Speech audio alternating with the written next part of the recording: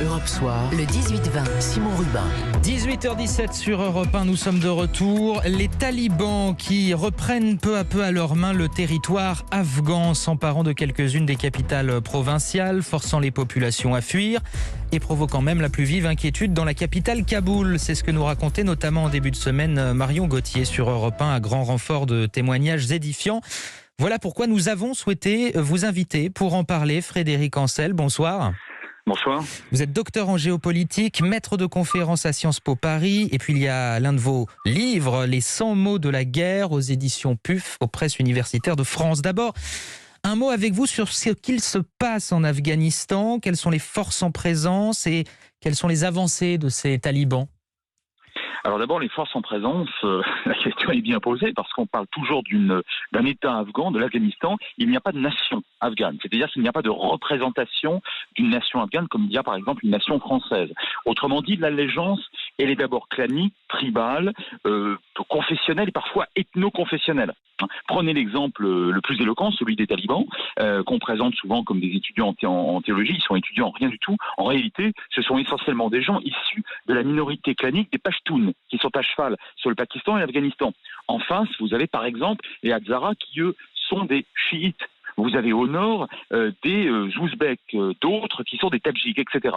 Donc si vous voulez, on a affaire depuis maintenant pratiquement 79 que dure la guerre de manière permanente en Afghanistan, des rivalités, des antagonistes qui sont claniques et tribaux, beaucoup plus que gouvernement Afghanistan contre tel ou tel autre pays, par exemple. Et en ce moment, les talibans progressent, je le disais, ils ont repris une à une des capitales provinciales, certaines grandes villes comme Kunduz, où je crois que l'armée s'est rendue, une ville de à peu près 300 000 habitants. Oui, c'est ça. Alors, vous voyez, quand vous dites l'armée s'est rendue, vous avez raison, mais l'armée afghane, qu'est-ce que c'est ? C'est pas une armée nationale. Autrement dit, vous avez un certain nombre d'officiers qui ont été engagés dans cette armée, qui ont été d'ailleurs fort bien formés par les Occidentaux, mais le problème n'est pas là. Si aujourd'hui, beaucoup se retirent, se débandent ou décident de passer avec armes et bagages du côté taliban, c'est soit sous la menace, parce que beaucoup de ces soldats ou de ces officiers ont de la famille dans des vallées qui viennent d'être conquises par les talibans. Donc vous imaginez bien la menace sur la famille. D'autres sont, par exemple, d'origine pachtoune et ils se disent que finalement, autant aller du côté du vainqueur, surtout si on fait originellement partie de ce collectif identitaire. Vous voyez ? Et donc c'est aujourd'hui là-dessus que jouent énormément les talibans. J'ajoute un point très important, c'est que ils menacent de manière permanente, ils sont extrêmement violents. Je rappelle que les talibans ont déjà été au pouvoir de 96 à 2001 quand même, et qu'à l'époque ils avaient protégé Al-Qaïda. Et puis ils jouent aussi beaucoup de promesses sociales à base de trafic d'héroïne.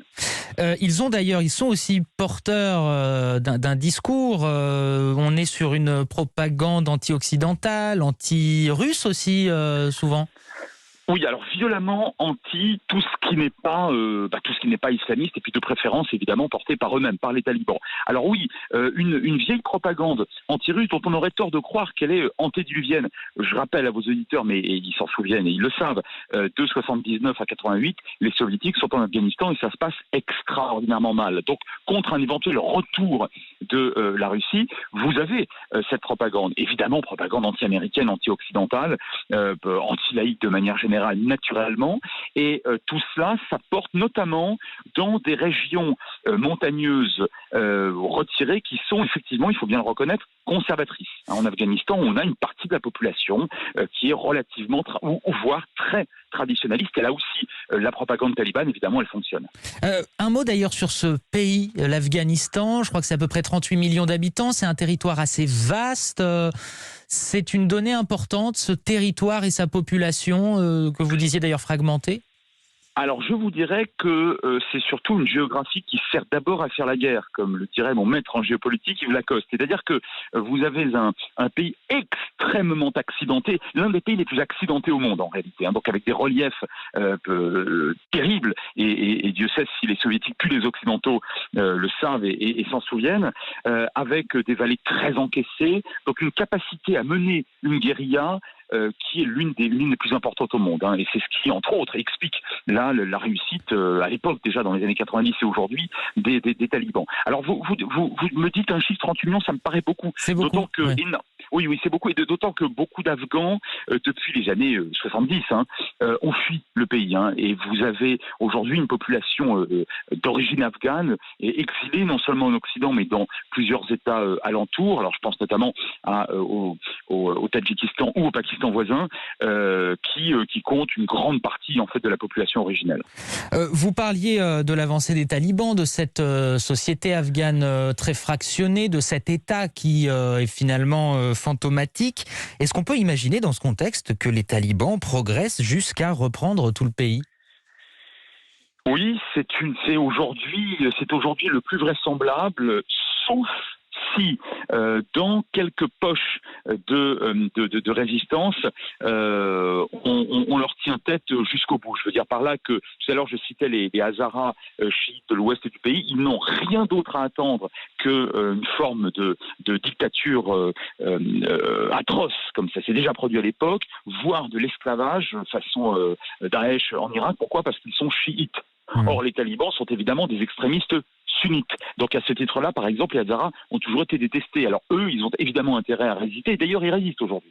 Vous avez d'autres poches de résistance potentielles, à commencer par Kaboul, où quand même se sont, concentrés tous les progressistes que compte le pays et tous les gens qui ne veulent pas voir le retour des talibans. Enfin, dernier point, d'un point de vue strictement militaire, puisque les talibans n'ont strictement rien respecté de ce qui avait été convenu à Doha, au Qatar, lors du processus de négociation de l'an passé, au fond, les Américains qui respectent à la lettre leur départ, leur retrait, les Américains seraient favorables, et Joe Biden l'a déjà démontré d'ailleurs, à des frappes, donc non pas à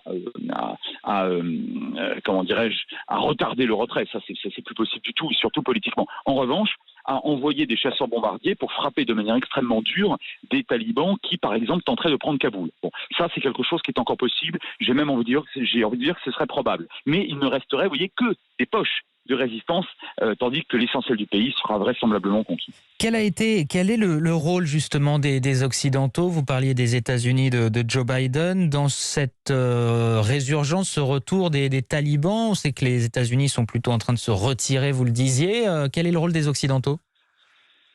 Alors, je vais vous dire, c'est une affaire qui dure. Non, mais c'est une question centrale parce que on ne peut pas ne pas considérer qu'il y a eu échec. Enfin, ce serait de la forfanterie malvenue que de considérer que les Occidentaux ont bien joué depuis 20 ans, joué au bon sens du terme, entre guillemets. Alors évidemment, une génération entière d'Afghans et notamment d'Afghanes, et en particulier des fillettes, ont pu aller à l'école et ont pu vivre de manière beaucoup plus libre, beaucoup plus civilisée que naguère. Ça, c'est une certitude, et c'est un acquis énorme. C'est une génération entière, 20 ans là-bas. Bon. Maintenant, le problème, c'est que sur le plan social et politique, les Occidentaux n'ont pas réussi à faire avancer quoi que ce soit. Mais l'aurait-il pu, encore une fois ? Est-ce que c'était aux Américains, aux Français, aux Britanniques, ou que sais-je encore, de créer une véritable nation afghane unie? C'est très difficile. D'abord, moi je pense que c'est physiquement et politiquement impossible. Mais est-ce que moralement, c'est à nous d'intervenir systématiquement partout, à chaque fois qu'il y a des guerres civiles? Non.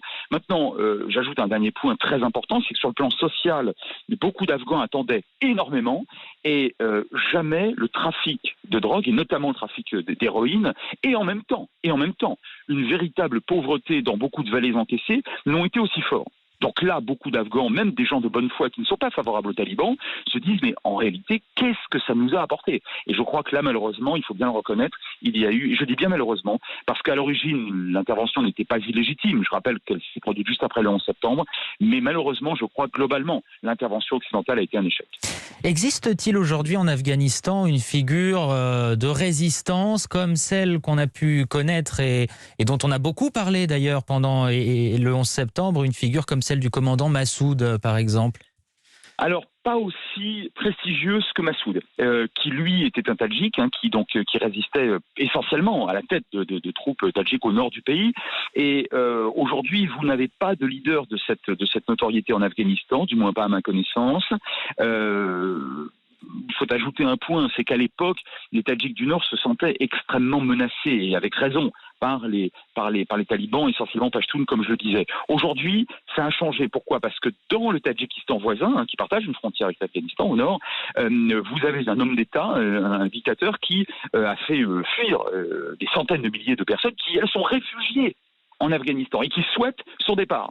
Et beaucoup de ces gens-là sont en train de s'allier aux talibans naguère ennemis pour qu'ils les aident à déboulonner en quelque sorte le dictateur qui est au pouvoir à côté au Tadjikistan.